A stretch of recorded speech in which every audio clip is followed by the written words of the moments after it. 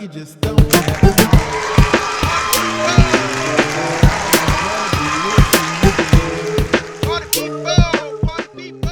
Welcome to the Kombat AllStar Show, brought to you by Quantum VFX, making the impossible possible. I am Kombat AllStar. And I am the one and only random girl. Yes, she is. And today, well, it's April, guys. Lots going on. Easter happened. Mortal Kombat is about to happen. It's springtime. It's springtime. So let's get into it, guys. Let's get into What it. are we waiting for? All way to do it. Let's talk comic books. In comic books, there's a lot going on. As you guys know, I've been following the New 52, Wonder Woman lately, Flash, also, that's, no brainer, and Mortal Kombat X. So I kind of want to talk about Wonder Woman because I am at odds at how they're writing her. I mean, if you guys have been into the Wonder Woman or just like read the previous or saw the previous episodes of the Kombat AllStar show, you know that when I picked her up during the story arc when the story arc changed. So basically what's going on is she had to fight her brother, the firstborn. She found out she was a daughter of Zeus. So now she's playing more into the mythology, which is awesome. So she has like, real villains and real allies, and it's pretty cool. But what they've been doing since the new story arc is not so cool. They're making her look like she's incompetent, she's weak, she's not able to handle multiple tasks that I feel like someone like Superman could handle or Batman could handle. So just to fill you guys in, because of what happened before the change of the writers and the character, the illustrators and everything, basically what happened is now she is the God of War because she killed Ares, right? So now she's the God of War, which makes her have these incredibly weird mood swings, which just want to kill everybody and cause war and chaos. And then her mother Hippolyta was turned to clay. The clay got knocked over, and now Hippolyta's dead. Wonder Woman's the queen of the Amazons now, queen of Themyscira. So she's the queen, she's the God of War, and she's still part of the Justice League. And these couple issues of the latest New 52 Wonder Woman is her trying to juggle everything and her losing. I mean, Donna Troy is now fighting to be the queen of the Amazons. I mean, they even had, she brought man to Paradise Island to live because ever since her encounter with the firstborn, she wants the Amazons to change their ways and be more accepting of mankind. She thought this would be a great way to change that. But Donna Troy let the Amazons slaughter other men on the island. It's just, it's nuts, it's insane, and it looks like she's just incompetent. It makes me not want to pick up the issue anymore. I mean, I want to keep reading it because I want to see them turn it around, but at this point, I feel like it's not going to happen. And it's a shame. It's a shame. I mean... Hey, well, Kombat, I have a question for you. Yeah, go ahead. Do you think that it's just bad writing? Because I heard you say that they picked up new writers, new illustrators. So do you think it's just bad writing? Or do you think that the writer comes off as a little bit sexist? Like, hey, women can't multitask or do incredible, powerful jobs. Well, I think that, I don't think it's sexist or anything. I just think that Wonder Woman has traditionally been written as such a strong character and a character that doesn't have many enemies, or she's kind of like Superman in a lot of sense. So I think they're trying to make her vulnerable and have like holes in her story, not holes in her story, but just make her vulnerable and make her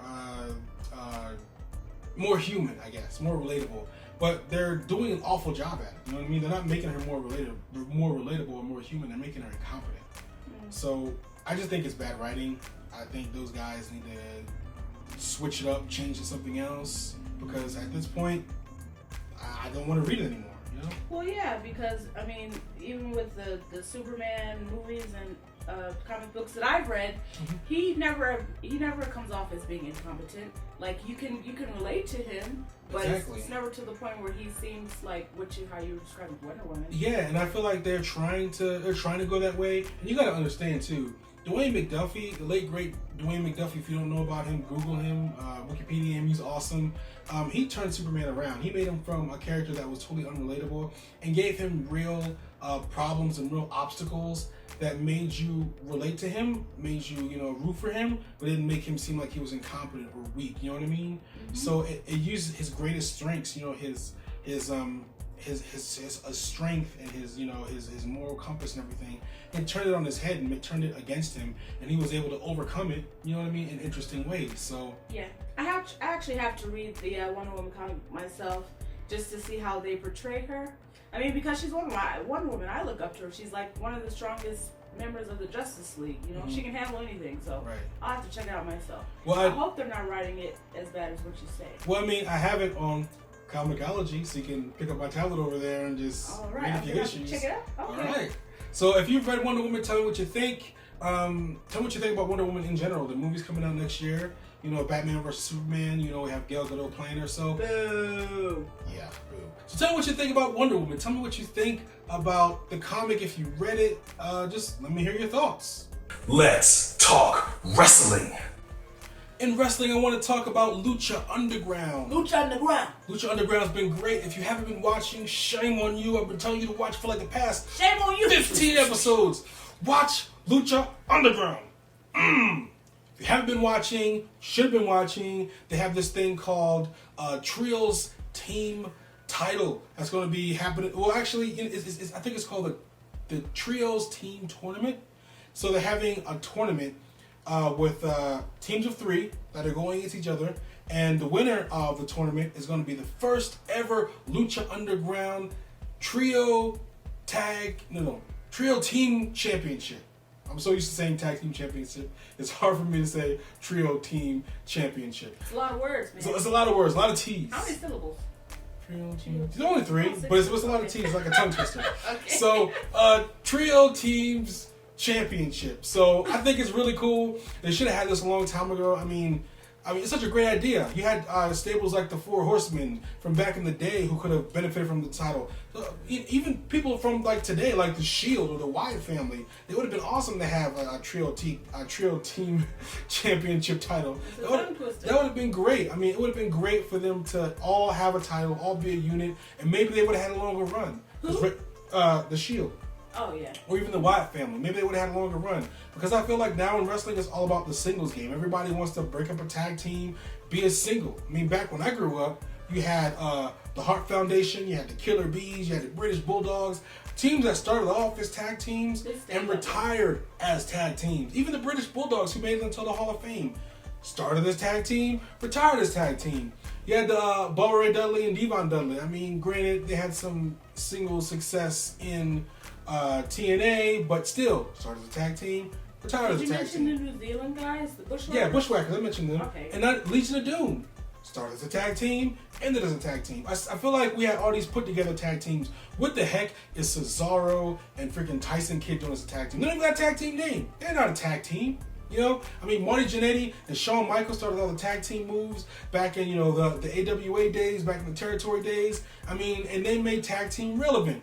Why would all of a sudden Vince McMahon or whoever's running WWE right now making them irrelevant? I mean, they're relevant in NXT. Why can't they be relevant? And just when they start to get good, like the Wyatt brothers, and also the Shield, just when they start to get good and build up that momentum, they split them apart. It makes no sense. It makes no sense. They should have good times and bad times as a team. Like the Shield, it was a good time all the way. They just started to have their bad time with Roman Reigns. I mean, with Seth Rollins. Why couldn't they have worked that out as a team and have some team friction, but still be a team? I mean, even the Four Horsemen, they had a lot of friction in the Four Horsemen. You know what I mean? People were getting jealous of titles and everything. I mean, granted, it ended up in people swapping out in the Four Horsemen. You had Chris Benoit as the Four Horsemen at one time. But I mean, they should stay. Still the group. Right, and I feel like there would be more incentive for stables to be together, to stick together, and not want to do the singles game if there was a trio tag titles or trio titles in WWE. So hats off to Lucha Underground for doing that. That's amazing, and I really, really hope that WWE is taking a look at this. It will be smart.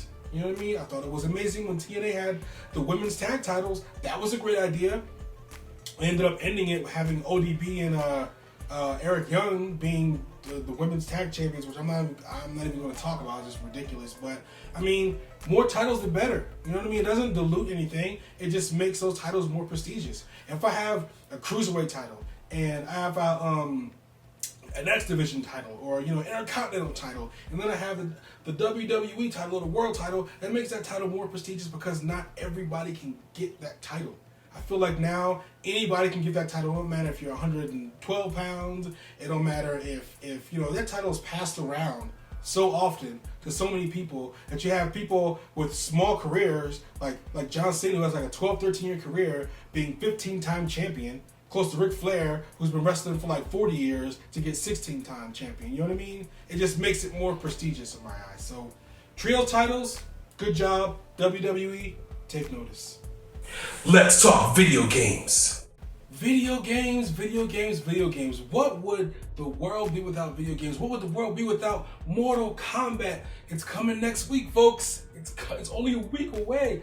And it's been awesome. I've been all over YouTube watching my favorite YouTube videos, aside from the Kombat AllStar show, of course. And like Jeremy Jans and Angry Joe were playing Mortal Kombat X at one of Ed Boon's, I forget what it was called, but he invited them to Chicago to play some MKX.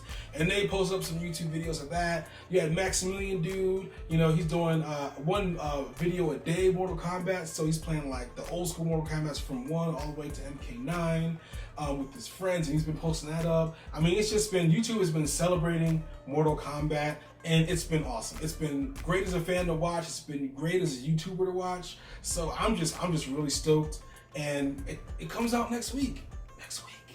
So, I mean, I know I'm going to be the Brotherhood faction. I know I'm going to go in there and rip it up. I still don't know who I'm going to main. Are you guys excited about Mortal Kombat? If you are, let me know.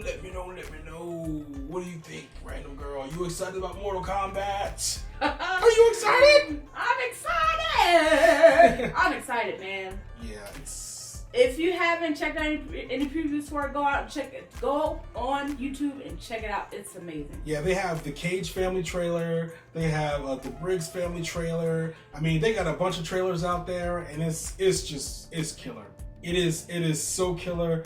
I mean, the trailers for the build-up for this game is awesome. WB does a great job for building up their games, especially with Mortal Kombat. And Ed Boon's been out there trolling on Twitter and just making it awesome. So, I mean, I can't wait for the game to come out. And I feel like even if you are not a fan of Mortal Kombat or never heard of Mortal Kombat, you pick up this game, like you're gonna be an absolute fan. You're gonna love it. You're gonna be in awe. Yeah.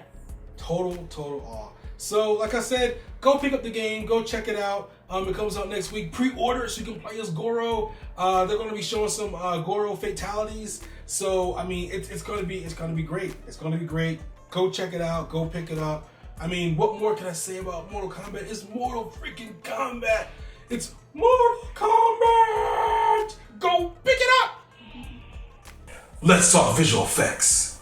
In visual effects, I want to give a special shout out to Cinefex. They're the only magazine out there that I know of in the world that reports on visual effects, the comings and goings of visual effects, the behind the scenes. Producers of movies or directors of visual effects houses is solely focused on the industry on visual effects, and it's awesome. It's a quarterly magazine, so it comes out every 3 months, and it's an amazing magazine for anybody who's into visual effects, anybody who is aspiring to be a visual effects artist, or anybody like you all out there who just are interested in visual effects. So, I mean, if you're a visual effects person on any level, if you like, the universe or, just doing any kinds of cool things, it's awesome to actually get that magazine, read it, and find out what those guys are thinking while they're doing their processes. They talk about what challenges they had and how they overcame them. I mean, they don't give specifics about software and everything like that. But they do say,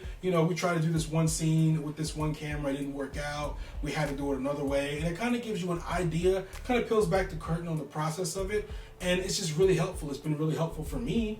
I mean, there's some things that I think that I watch a movie or a scene, I'm like, I would probably do it like this. And then I read Cinefex and I see what the actual visual effects artist or visual effects director or supervisor was doing, and it was like, okay, I never would have thought that they would have took that direction. So it's really cool to see that. So, I mean, if you're into it, like I said, go pick it up. It's an amazing magazine. I'm going to post a link down below so you guys can check it out. They have an awesome blog where they write all the time. I feel like they don't get enough praise, and people don't send their praise enough. They don't get enough comments. So go down there, click on the link, comment, let me know what you think. So wait. Is visual what's it called? Cinefex? Cinefex. Cinefex. Is it kind of like A Game Informer? No, well, No. it is kind of like a Game Informer in the sense that it writes strictly about that subject matter. And yeah, I guess, you know, for like, or it's like a Game Informer. It's just for visual effects. But it seems more in depth too. You get to also see like behind the scenes of how they created. Oh yeah. I mean, usually they have maybe they usually have like 4 or 5 articles in the book, and the book is maybe like, if I had to like I'm just spitballing here, maybe like 100, 150 pages, right? So each story is like maybe 16, 17 pages. So you really get in depth of, you know, maybe Terminator movie, and then like the next 16 pages will be like Avatar movie, and so I mean, and so on and so forth. So it's really cool. It's really good. So okay, yeah. like I said, pick it up, guys. I want to thank you all out there for taking the time to click on my channel, watch the Kombat AllStar show, clicking that subscribe button right there. Really, really appreciate it. I love doing the show, and I'm glad that you are all enjoying it. As I said last episode, sorry I can't do these more often, you know what I mean? But life happens. I want to put them out as much as I can, and I want to make sure I give you guys the best quality out there. I want to give a shout out to Reservoir, you know what I mean?